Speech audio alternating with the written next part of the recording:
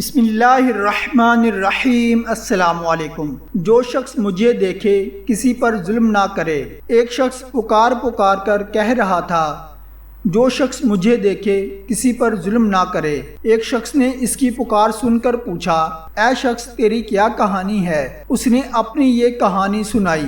میں ایک سپاہی تھا، ایک دن میں ساحل پر آیا، میں نے ایک شکاری کو دیکھا، اس نے ایک مچھلی پکڑی۔ میں نے اس سے کہا، یہ مچھلی مجھے دے دو۔ اس نے انکار کیا۔ میں نے کہا، میرے ہاتھ فروخت کر دو۔ اس نے انکار کیا۔ میں نے اس کے سر پر ایک کوڑا مارا اور مچھلی اس سے چھین لی۔ مچھلی کو ہاتھ میں لٹکاتے گھر کی طرف چل پڑا۔ اچانک مچھلی نے میرا انگوٹھا پکڑ لیا اور چبا ڈالا۔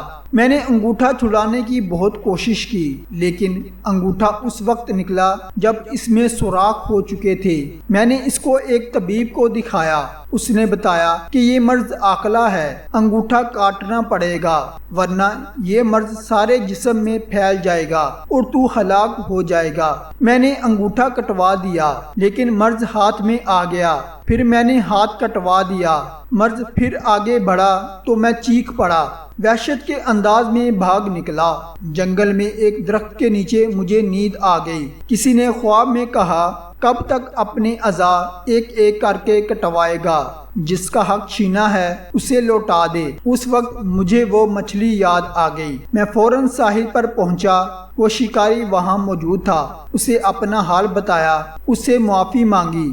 میرا حال دیکھ کر اس نے کہا، میں نے تجھے معاف کیا۔ اس کے یہ کہتے ہی میرے ہاتھ کے کیڑے گرنے لگے۔ میں نے اس سے پوچھا، آپ نے بد دعا کون سی کی تھی؟ اتنا بتا دیں۔ اس نے بتایا، میں نے کہا تھا، اے اللہ، تو نے ہی اسے اور مجھے پیدا کیا، اسے مجھ سے قوی بنایا اور مجھے کمزور۔ اس نے مجھ پر ظلم کیا، نہ تو نے مجھے اس سے بچایا، نہ اتنی طاقت دی کہ میں اس کے ظلم سے محفوظ رہتا اور اپنے آپ کو اس سے بچا لیتا۔ میں تجھ سے تیری اسی قدرت کے وسیلے سے سوال کرتا ہوں جس سے تو نے اسے قوی کیا اور مجھے کمزور بنایا۔